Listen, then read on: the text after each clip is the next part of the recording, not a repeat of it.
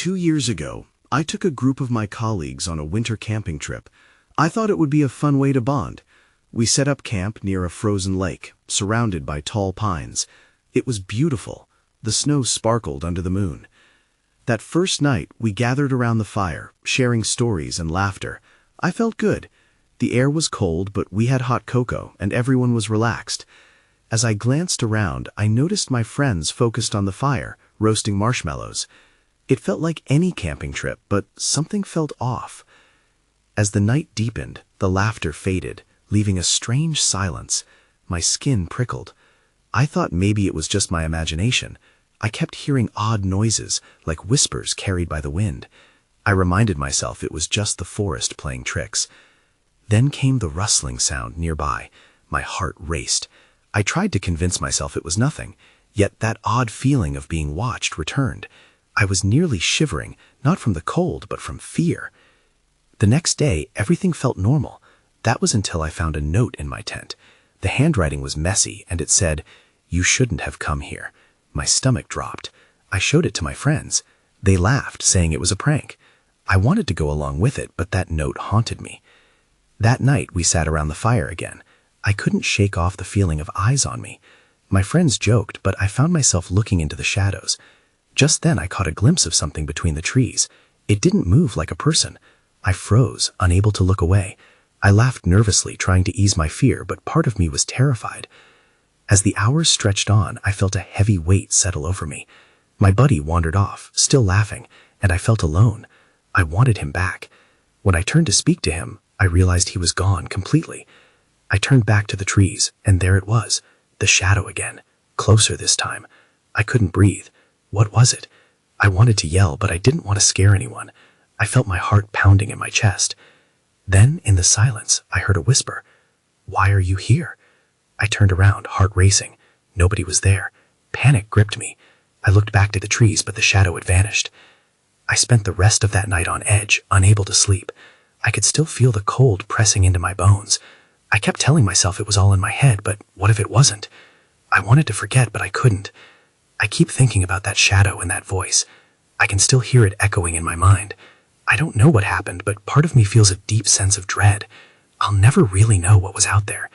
I can't shake the feeling that something was waiting, watching. The uncertainty still haunts me. The next morning, the sun rose, bright and deceptive. I stepped out of my tent, hoping for a fresh start. The white landscape gleamed in the light, but a sense of unease clung to me like the frost. I faked a smile when I met my friends by the fire, but inside I was twisted up. I couldn't shake the night's events from my mind.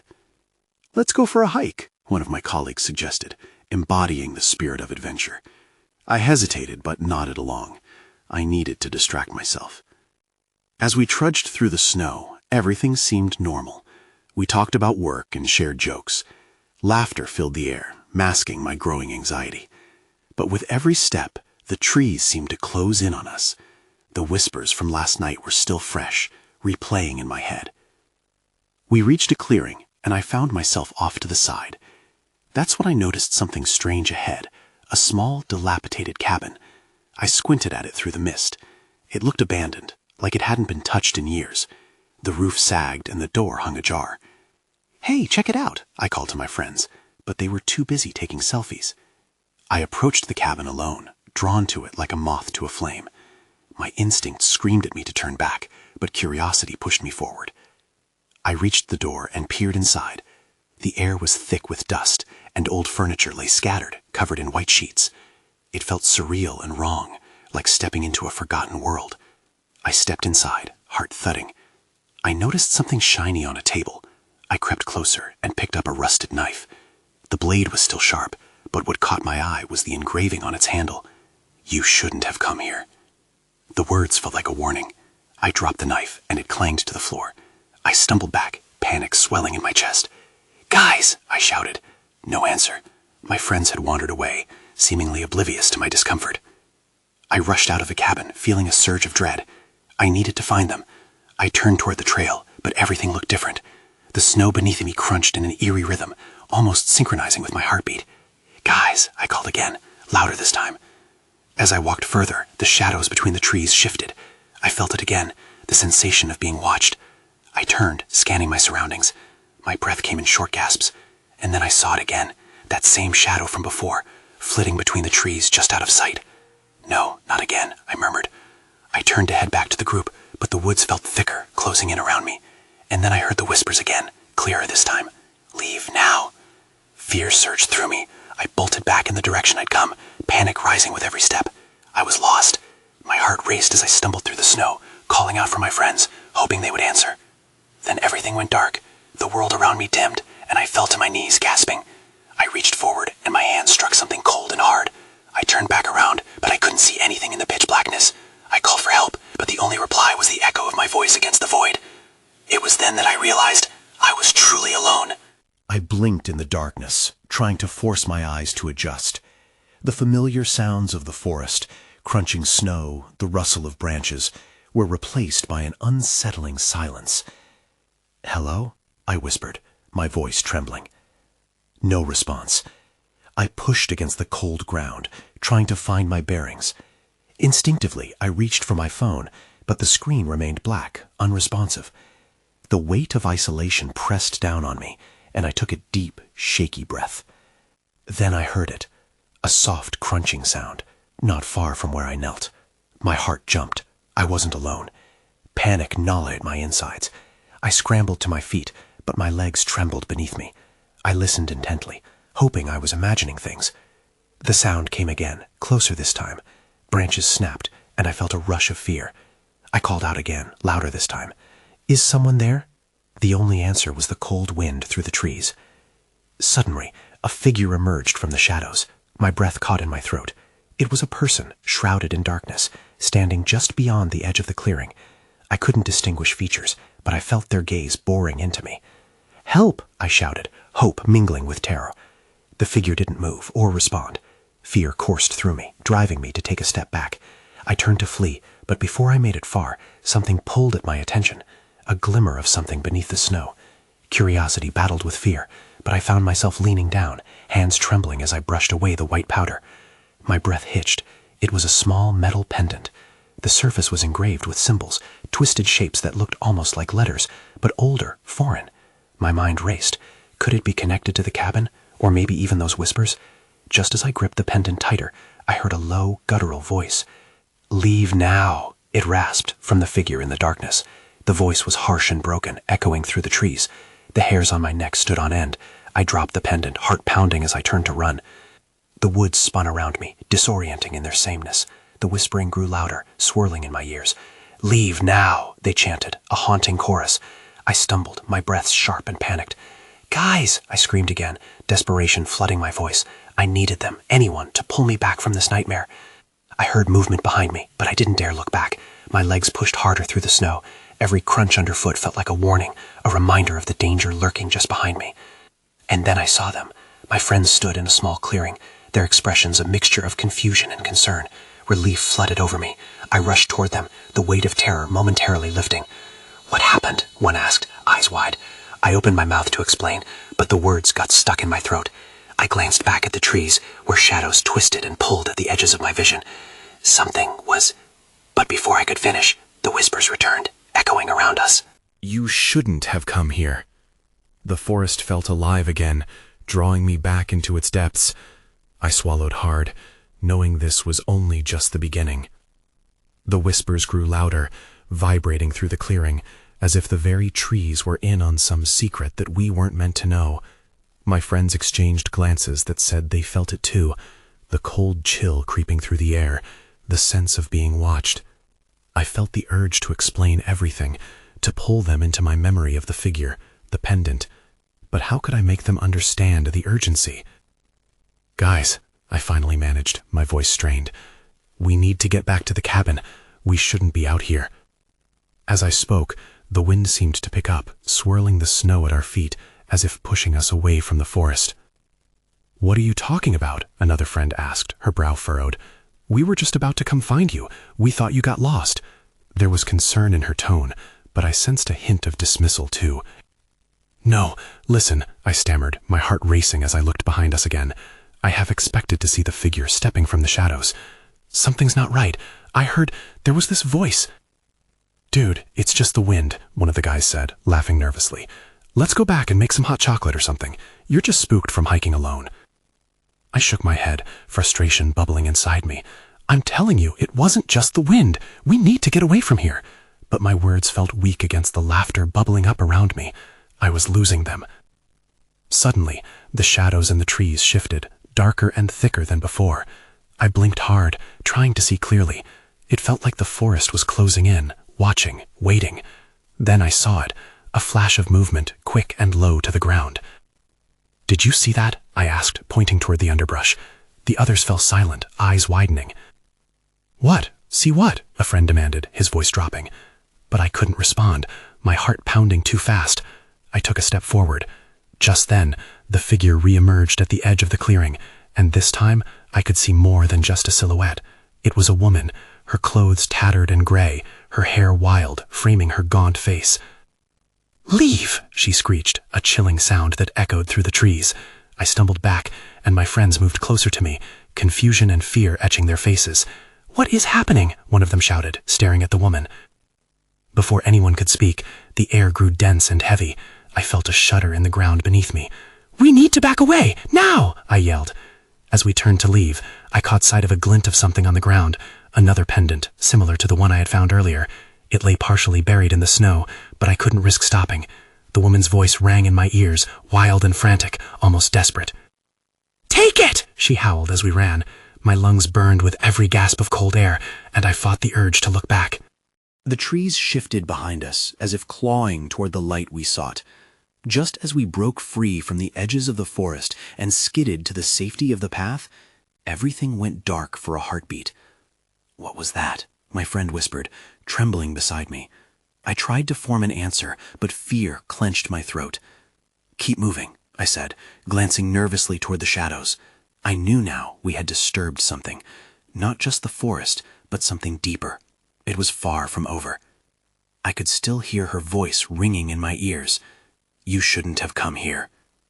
We stumbled down the path, the winter air sharp in our lungs, but it didn't shake the weight of what had just happened. My friends muttered nervously among themselves, their eyes darting back toward the trees, as if expecting to see the woman again. I focused ahead, urging my legs to keep moving.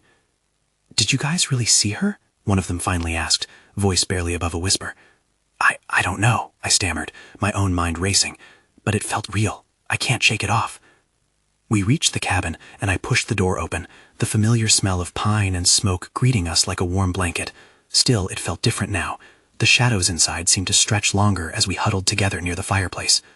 "Hot chocolate?" someone suggested weakly, trying to lighten the mood. I nodded, still shaken. As they busied themselves in the kitchen, I glanced out the window, half expecting to see the figure lurking at the edge of the tree line. "What do you think she meant?" I finally asked, my voice breaking the fragile silence. "It was just some crazy lady," one friend said dismissively, probably just trying to scare us off. But I could hear the uncertainty in his voice. I leaned back against the wall, my mind spinning. It couldn't be just a crazy woman. What about the pendant? The way she demanded we take it? I felt a pull, like there was something I needed to understand. The wind howled outside, rattling the cabin, sending another chill through me. I shook my head, trying to clear my thoughts. Suddenly, one of my friends came rushing in, holding something small and shimmery between his fingers. "Guys, look!" he exclaimed. It was a pendant, glistening under the dim light. My heart dropped. It looked just like the one from the forest. "Where did you find that?" I gasped. "It was in my jacket pocket," he said, his face pale. "I swear I didn't put it there." The room went silent, our eyes wide with shock. I took a cautious step forward, reaching out to touch it. A surge of energy coursed through me as my fingers grazed the cool metal. "It must have fallen into my pocket when we were running," he said, though his voice wavered. "But shouldn't we just get rid of it?" "No," I blurted, a sudden urgency creeping up my spine. I swallowed hard, trying to form coherent thoughts. What if it's connected to her? Maybe it's important. Just as I spoke, the lights flickered, and a deep rumble echoed outside, making us jump. "What was that?" another friend whispered, fear tinting his voice. I could see the anxiety flashing in their eyes. "Let's stay away from the windows," I suggested, unsure if it was the right call. It felt like something else was at play, like the woods were seething, waiting for us to uncover whatever secret they held. Then, in the middle of our fear, we heard it, a sound outside, low and menacing. A rustling noise, punctuated by sudden bursts of whispers, rising in urgency. "Did you hear that?" My voice trembled. It grew louder, mixed with the wind, and it filled the cabin with a sense of dread. I took a step back from the window, peering into the darkened expanse. That's when I saw it, a shadow moving, indistinct but unmistakably there, a dark figure creeping closer to the cabin, framed by the swirling snow outside. "What if it's her?" I whispered, feeling panic claw at my insides. Then we all drew back, breath hitching, as the door to the cabin creaked slowly open, as if inviting the shadows inside. The door swung wide, and in that moment everything felt unnaturally still. The wind outside howled, but the cabin was wrapped in a thick silence. My heart raced as I stared at the doorway. There was no sign of anyone there. "Should we check it out?" one of my friends asked, his voice barely a whisper. I could hear the tremor in his words, and it echoed my own growing sense of dread. "Are you insane? We should stay put," I snapped back, hoping my panic was masked by authority. But something compelled me to peek. What if the figure was still out there, waiting for us to make a move? Cautiously, I stepped toward the door, gripping the edges of the frame. I could feel my pulse echoing in my ears, loud and frantic. I leaned forward, squinting into the night. The snow sparkled under the fading moonlight, but it revealed nothing but trees swaying in the wind. I took a deep breath, nervously glancing back at my friends. They were huddled together, fear painted on their faces. "Nothing's there," I murmured, though doubt gnawed at me. Just as I turned to shut the door, I noticed it, the pendant glimmering on the table, almost pulsating. "Maybe we need to activate it somehow," I suggested, more to dismiss my own anxiety than anything else. "What if it's like a key?" "Key to what?" another friend questioned, eyebrows raised. "A portal to Crazy Town." The attempted humor fell flat.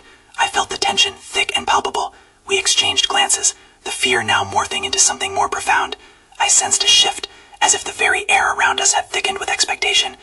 Then, almost instinctively, I reached for the pendant. Gripping it tightly, I felt a warmth radiate from it, a stark contrast to the cold cabin. My friends noticed, their gazes locked onto my hand as if they could feel the energy too. Suddenly, a sharp crack broke the silence. It came from outside, sharper and closer than before. My breath caught in my throat. "What was that?" I hardly managed to whisper. Without waiting for an answer, I bolted to the window, heart hammering in my chest. The darkness shifted again, revealing a shape, this time much closer. I could just make out a figure, but this one was different. It was smaller, crouched low, and moving swiftly. I stepped back, the pendant clutched in my palm. "We need to go!" I shouted, but my friends only stared, paralyzed by terror. "Where?" one stammered. "What about the woods?" "The road! We'll make a run for it!" I insisted. But as I turned to push the door closed, something restrained me. An echo of a voice whispered in my mind, "Stay." It wasn't a sound I could identify, yet it felt familiar, almost as if it was the woman from the woods speaking again. "What is happening?" another friend cried, eyes wide. I hesitated, caught between the call of the pendant and the instinct to flee. Then everything went dark. The lights flickered off, plunging us into an inky blackness. An intangible sense of foreboding seeped through the cracks, wrapping around us like a cold fog. The whispers escalated outside, and I couldn't shake the feeling that the shadows were closing in around us. I was about to urge everyone into action when another voice pierced the silence, this one not from outside, but inside my head. "You shouldn't have taken the pendant." It was urgency laced with an unshakable truth. I stared into the dark, knowing that whatever awaited us, whether it lay outside or within, the moment of choice was fast approaching. The darkness felt overwhelming. I strained to see, but my eyes betrayed me, swallowed whole by the blackness. The air was thick with fear, and I could hear my friends shifting, their breaths shallow, panicked. "What do we do?" someone whispered, but their voice echoed as if drowned under water.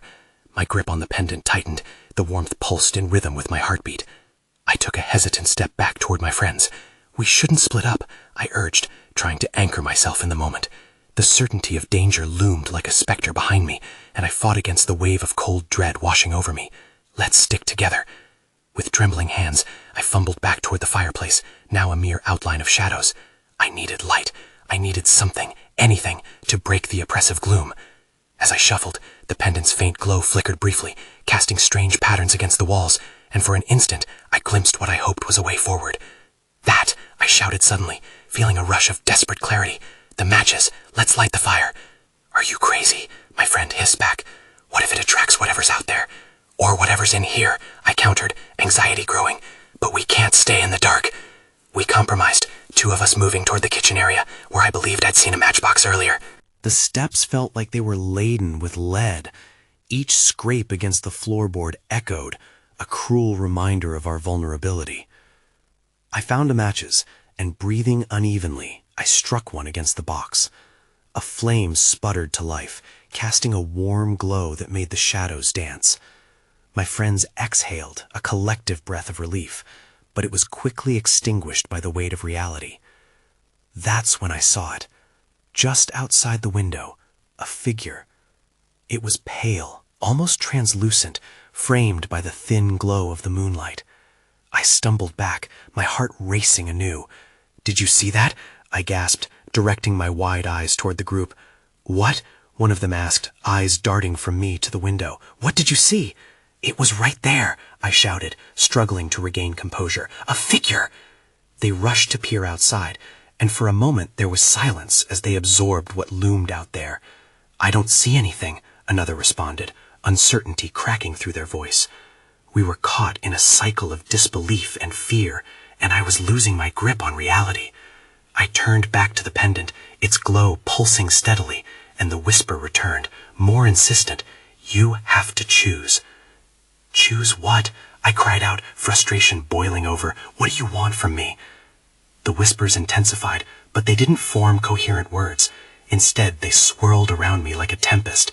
I felt propelled towards the door, almost against my will. "No! Stay here!" my friend yelled, fear flooding his eyes. But it didn't matter. The urge was overwhelming. As I reached for the door, the pendant flared brightly, and a surge of energy knocked me back. I hit the floor hard, the match scattering into an explosive spark that ignited the cabin's shadows. The fire roared to life, illuminating the space around us, but also casting a stark spotlight on what lurked just beyond the walls. And that's when we realized another figure was inside the cabin. I froze, the stark truth slamming into me. It wasn't just a choice anymore. It was survival. The figure stood just beyond the flickering light, a shadowy form that seemed to absorb the glow rather than reflect it. I could barely make out its features, but the panic etched on my friends' faces told me all I needed to know. "What is that?" someone whispered, backing away slowly. I wanted to scream, to run, but I felt frozen in place. The pendant hung heavily around my neck, its warmth now a stark contrast to the chill that swept through the cabin. I could sense the entity's presence, drawing nearer, its breaths shallow and measured. "Stay back," I shouted, this time finding some strength in my voice. My friends were frozen, eyes glued to the silhouette. The figure shifted slightly, revealing a glimpse of its face, hollow eyes and a mouth stretched into a grim, disconcerting grin. I wished I could shout again to urge my friends to grab something, anything to defend ourselves, but we were paralyzed, caught between fight and flight. Then, with a sudden burst, the entity lunged forward into the light. I stumbled back, hitting my thighs against the hearth. It stepped into the room, and I caught the smell of mildew and decay wafting toward me. "Who are you?" I managed to croak. My voice cracked under the weight of fear. With no answer, it simply tilted its head, as if considering me. My friends were inching away, seeking a way to retreat, and I felt desperation surge through me. I couldn't let it take us. Another figure emerged from the shadows near the kitchen, this one more pronounced, more solid. It stepped into the light, mirroring the horrific grin of the first entity. "It's so nice to finally meet you," it said in a voice dripping with mockery. "Nice?" I snapped. "What do you want?" We're just here for a good time," the second figure said, fingers curling into grotesque claws. "But you're making this hard." Panic rose as I searched for an escape. The door seemed too far. Cornered like this, I felt the air grow heavier. Suddenly, I recalled the pendant, the way it had reacted. "I can help you," I blurted out, not sure if it would work. Maybe if I played along, I could buy us time. "Just tell me what you need." The figures exchanged glances. Their eyes gleamed with something dark, something almost vindictive. "Help is not why we came," the first one replied, stepping closer. "But we do value a good bargain." "Bargain?" My heart raced. "What do you want from me?" "Everything's a choice," the second figure taunted, its grin widening. "You have something we want, and you'll decide very soon whether you're willing to part with it." I felt a surge of panic. The pendant. Was that what they wanted? It flickered in response to my mounting dread. "Be careful what you choose," the first one warned, voice slithering like smoke. "You may not get it back." The room spun as fear gripped me. Their presence was suffocating, and I could feel the shadows around us shift, closing in. My eyes darted to my friends, who were trembling and unsure, waiting for a decision. I had to act, and quickly, because if I didn't, this would be the last choice I ever made. The entity's grin widened as I searched for words. My mind raced, weighing my options, while the shadows danced hungrily around us. I could feel my friends' eyes boring into me, waiting for a sign, any sign that we could escape. I took a shaky step back, gripping the pendant tightly. Maybe it could help us, even if I didn't fully understand how. "What is it you want with the pendant?" I asked, trying to sound braver than I felt. "What does it mean?" The first figure cocked its head again, its hollow eyes boring into mine. "Ah, you sense its power, don't you?" It took another step forward. "It's a key, a gateway to things beyond time and space. We want to see what lies on the other side." The words sent a chill down my spine. All along I had worn this thing without knowing its true nature, but I couldn't give it up. Whatever they had in mind sounded dangerous. "What if I refuse?" I challenged. "What if I just want to go home?" The second figure's grin faltered for a split second, revealing something almost human behind its monstrous facade. "Refusal is fine. But know this, every choice carries a cost. If you don't give us that pendant, the price will be high." My heart sank at the threat veiled in its words. Nearby, I could hear my friends whispering among themselves, fear transforming into confusion. I turned toward them, desperate for reassurance. "We need to leave, now."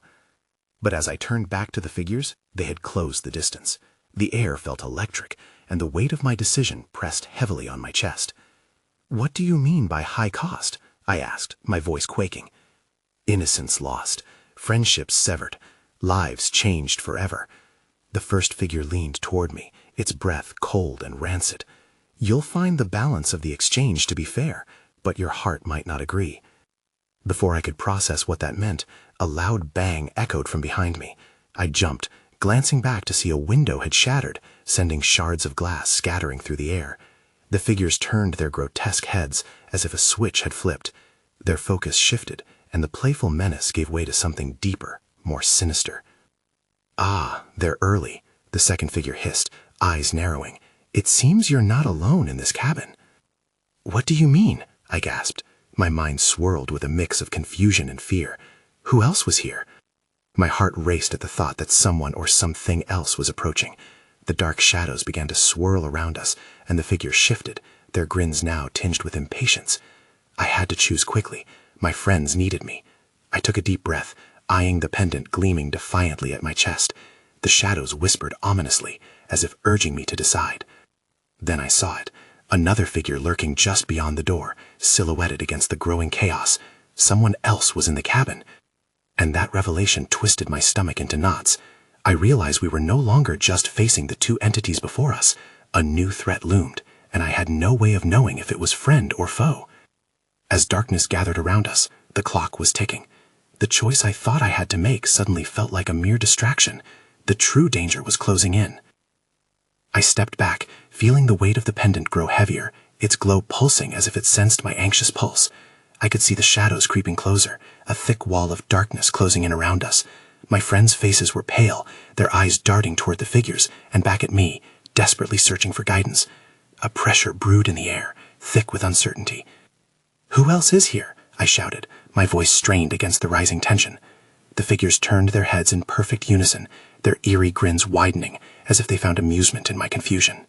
"You'll find out soon enough," the first figure said, its voice slithering like a snake. "Time to make your choice." The chaos around us deepened. The shadows morphed, swirling faster, overlaid with whispers that crescendoed into a chaotic cacophony. Voices called out and melted together, a chorus of fear and longing. My heart raced as I realized the clamor was beckoning something or someone beneath the dark. "Listen," I shouted, trying to drown the noise of fear in my voice. "We don't need to do this. Just let us go." But as soon as I spoke, the anger in the shadows surged. The figures seemed to laugh, a sound that echoed hollowly within the cabin. "Your desperate cries fall on deaf ears," the second figure hissed, inching closer. You think you can bargain your way out of this. Every choice comes with a price. And then I saw the new figure emerging behind them, a faint outline against the encroaching night. My breath caught, a glimmer of recognition. My buddy who had wandered off earlier, now standing tense and wide-eyed. "Get away from him!" I screamed, heart pounding harder than ever. The urgency shot through me, and with it a determination fueled by fear. I couldn't let those twisted figures take anyone else. "Are you prepared to pay the price, then?" the first figure asked, tilting its head, that grotesque grin stretching unnaturally wide. "What are you willing to give up?" "I'll give anything!" I yelled, stepping forward without thinking, the pendant glowing even brighter in response. In that moment, the connection between the pendant and the figures felt stronger, as if I were holding a key to something much larger than me. It was now or never. I had to act. "Take the pendant!" I shouted again, raising it high in the air, feeling the warmth surge through me. Maybe it would keep my friends safe, give us a way out. Just let us leave. The figures paused. A flicker of interest washed over their faces as they exchanged glances. "An intriguing offer," the second one said, voice dripping with mockery. "You're willing to sever your connection to this power, knowing it could mean your doom." The urgency gripped me tighter. "I don't care, just let them go," I yelled, emotions surging like a wild river. The laughter echoed through the clearing, filling the air with a chill I couldn't shake. "Then make your choice. Leave everything you've ever known behind, or take it with you, knowing what price it comes with." The shadows pulsed menacingly, as if anticipating a response. I noticed my friends, their expressions a mix of acceptance and fear, each one wrestling with the decision I forced upon them. "Please, I don't want anyone else to get hurt," I urged. "You don't have to do this. We can go back to our lives." The second figure stepped closer, looming larger as shadows danced around it. "You can't escape your fate, but you can choose how you face it. Give us the pendant. Let it decide. It claims life, innocence, and bonds. What will you lose?"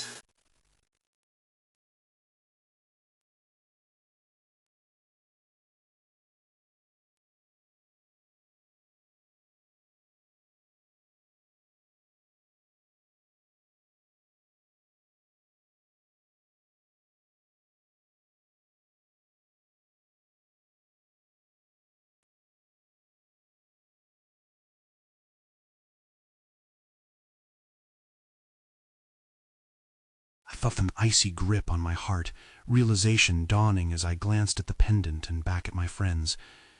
It was more than just a choice. It was about what I'd been clinging to, the connections I had forged. Turning back toward my buddy, I felt something slap against my heart. Only one chance remained, and I couldn't let those I loved pay the price.